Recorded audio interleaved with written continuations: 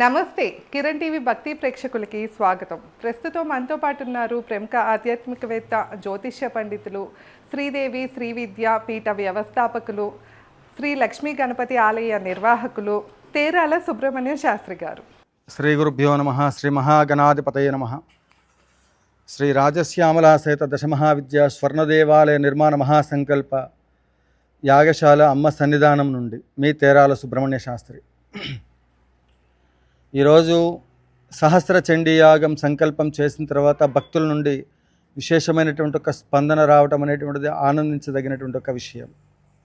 ఎవరైతే 21,116 రూపాయలు చెల్లించినటువంటి ఒక భక్తులు ఉన్నారో వాళ్ళ పేరుతో నిరంతరము కూడా 5 సంవత్సరాల పాటు నిత్య గోత్రనామార్చన, ప్రత్యేక పూజా కార్యక్రమాలు, యాగంలో ప్రతి సంవత్సరం నిర్వహించే రాజశ్యామల అమ్మవారి యొక్క యాగంలో ప్రతి సంవత్సరం మాఘమాసంలో నిర్వహించేటువంటి యొక్క కార్యక్రమాలలో, అదే మాదిరిగా వారాహి నవరాత్రులలో, దేవి శరణవరాత్రి మహోత్సవాలలో, వసంత నవరాత్రులలో, గణపతి నవరాత్రులలో, ప్రత్యేకంగా జరిగేటువంటి ఒక ప్రతి కార్యక్రమాలలో, 12 జ్యోతిర్లింగాలలో, 18 శక్తిపీఠాల్లో నిర్వహించే కార్యక్రమాలలో, పుణ్యక్షేత్రాలలో, ప్రతి అనుష్ఠానంలో అనుక్షణం శ్రీదేవి శ్రీ విద్యాపీఠం స్వర్ణ దేవాలయ నిర్మాణ మహాసంకల్పం కోసం చేసే ప్రతి కార్యక్రమంలో కూడా 21,116 రూపాయలు చెల్లించిన భక్తుల పేరుతో 5 సంవత్సరాల పాటు మరి గోత్రనామార్చన కార్యక్రమము, దాంట్లో భాగంగానే ఈ డబ్బులు చెల్లించేటువంటి వాళ్ళకి మరింత ఉన్నతమైనటువంటి ఒక ఫలితాలు రావాలి అని, వాళ్ళ కష్టాలన్నీ కూడా తీరాలని, త్వరగా ఈ కష్టాల్లో నుండి బయటకు వచ్చి మనం ప్రాజెక్టు 90 ఎకరాల విస్తీర్ణంలో రాజశ్యామల అమ్మవారి యొక్క దేవాలయం, స్వర్ణాలయం నిర్మాణం చేయాలి, 16 దేవాలయాలు.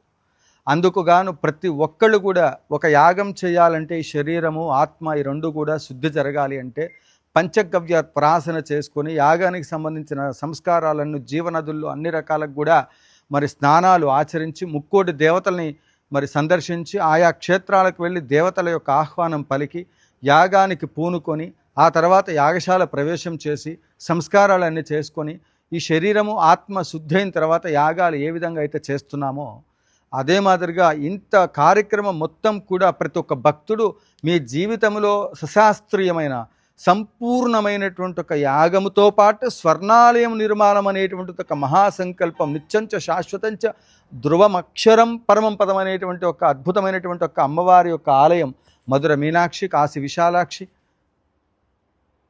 కంచి కామాక్షి, ఇలా అమ్మవారి యొక్క అనుగ్రహం కోసం బ్రహ్మాది దేవతలు, శ్రీమన్నారాయణుడుతో నారదులు వారు బ్రహ్మాది దేవతలు వెళ్ళి అడిగారట, ఏమయ్యా నువ్వు ఎలా పరిపాలన చేస్తున్నావు ఏమిటి అని. అమ్మవారి యొక్క పరదేవత రాజశ్యామల అమ్మవారి యొక్క అనుగ్రహం చేత ఈ పరిపాలన అంతా కూడా చేస్తున్నానన్నట్ట. అందువల్ల ఏ దేవత అనుగ్రహం మనకి లభించాలన్నా ఆఖరికి విఘ్నాలు తొలగడానికి గణపతి పూజ చేస్తాం కదా, ఆ గణపతి పూజ పూర్తి అవ్వడానికి కూడా గణపతి నుండి వచ్చేటువంటి అనుగ్రహాలతో పాటు 30 మంది దేవతలకు అనుగ్రహం, పితృశాపాలు, ఎవరైనా శాపాలు పెట్టున్నప్పటికీ కూడా ఆ శాపాలన్నీ తొలగటం, పితృ కార్యక్రమాలు సరిగా చేయలేకపోయారు మీరు, అది రాహుకాల దోషాలు ఉన్నాయి, లేకపోతే నవగ్రహ దోషాలు ఉన్నాయి, ప్రయోగ దోషాలు ఉన్నాయి, ఎలాంటి సమస్యలకైనప్పటికీ కూడా రాజశ్యామల ఆవిడ కుండబడేటువంటి మంత్రంలో ఉంటుందన్నమాట. సర్వరాజవశంకరి, సర్వస్త్రీ పురుషవశంకరి, సర్వదుష్ట మృగవశంకరి, సర్వదుష్ట మృగవశంకరి అంటున్నారు.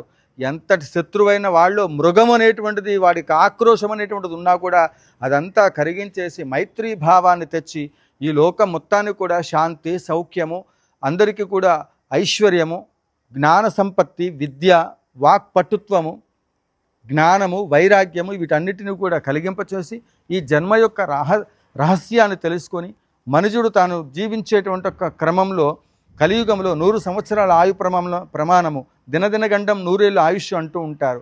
అలాంటి క్రమంలో ఏ రోజుకు ఆ రోజు వాళ్ళకు ఉండబడేటువంటి ఒక గండాలన్నింటినీ దాటుకుంటూ రాత్రిపూట పడుకొని పొద్దున్నే నిద్ర లేచినప్పుడు సంగతి అదంతా ఈశ్వరాధీనం.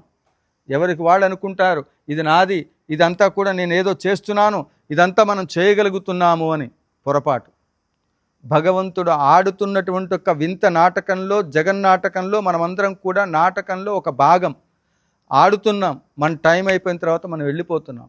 కానీ ప్రపంచానికి ఇప్పటివరకు ఈ జనరేషన్లో శ్రీకృష్ణదేవరాయల నాటి కాలంలో వాళ్ళు ఆ దేవాలయాలు కట్టారు, తమిళనాడులో ఆ దేవాలయాలు కట్టారు, లేకపోతే నార్త్లో ఈ దేవాలయాలు ఉన్నాయి. మన పూర్వీకులు రామదాసు వారు అంత కష్టపడి ఆ దేవాలయాన్ని కట్టారు.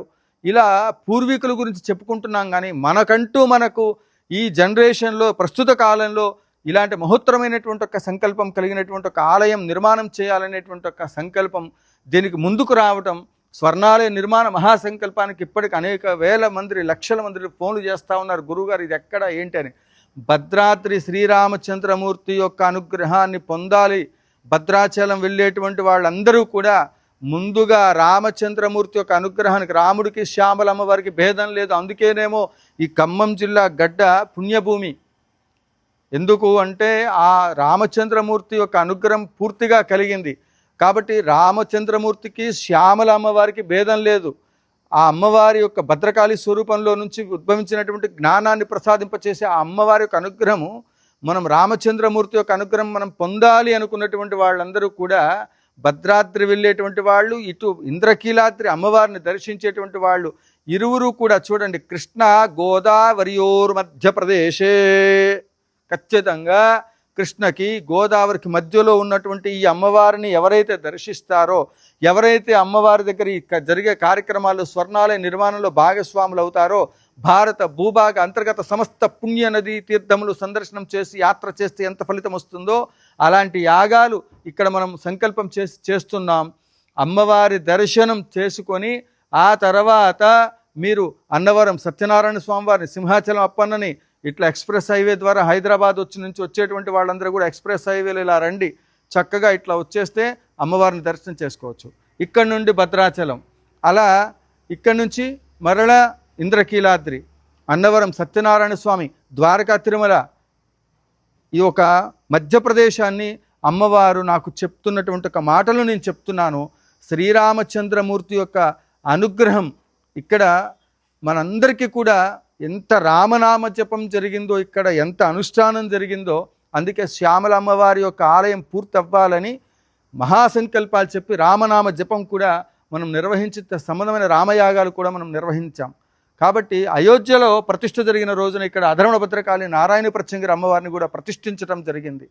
ఎలాంటి సమస్యలు అయినప్పటికీ కూడా ఈ 21,116 రూపాయలు చెల్లించిన భక్తుల పేరుతో మనం నిరంతరము మీ పేరుతో అర్చన జరగటము, 30 కేజీల ఆవు నెయ్యికి సంబంధించి మీరు ఇచ్చే ద్రవ్యం ఏదైతే ఉందో ఎక్కడా కూడా ఇలాంటి అవకాశం ఉండదు. మీరు ఇచ్చే సంకల్పాల వల్ల, మీకు ఉండబడేటువంటి మరి ఈ సంకల్పాలను ఇందులో చెప్పడం వల్ల, ఆ పరదేవత కృప వల్ల మరి మీరు అనుకున్నవన్నీ కూడా సవ్యంగా అన్నీ జరుగుతాయి, అందులో ఎటువంటి సందేహం లేదు. ఇప్పుడు మనం సహస్ర చండీ యాగం పెట్టాం. అమ్మవారికి చీరలు కావాలా, మంగళ ద్రవ్యాలు కావాలి, కార్యక్రమం చాలా పెద్దది. ఈ కార్యక్రమాన్ని ప్రతి క్షణం యాగముల ద్వారానే లోకక్షేమం జరుగుతుంది. ఇది ఆలసించిన ఆశాభంగం కాబట్టి లిమిటెడ్ పర్సన్స్కు మాత్రమే ఈ సహస్ర చండీ యాగంలో మరి అందరి గోత్రనామాలు చెప్పలేం. కాబట్టి సంవత్సరానికి ఇన్ని మాత్రమే నేను పెట్టుకున్నాను, నెలకింత, సంవత్సరానికి ఇంత, ఈ యాగానికి ఇంత బడ్జెట్ అవుతుంది, ఎంతైతే ఈ యాగం ద్రవ్యంతో ఈ యాగం చేయవచ్చు. ముందు యాగాలు జరిగితే ఆలయం అది అవుతుంది. ఎందుకంటే దైవశక్తి అమ్మవారిలో ఎంత నిక్షిప్తం చేస్తూ పోతుంటే కావలసిన ధనద్రవ్యాలు అవన్నీ కూడా పెంపొందింపచేసి ఈ రాష్ట్రం మొత్తం, ఈ దేశం మొత్తం కూడా మరి 3,00,00,000 మంది యొక్క దేవతల అనుగ్రహం చేత జీవకోటి మొత్తం కూడా తరింప చేసేటువంటి ఒక మంత్ర కార్యక్రమాలన్నీ కూడా ఇక్కడ మనం యాగపూర్వకంగా నిర్వహిస్తున్నాం.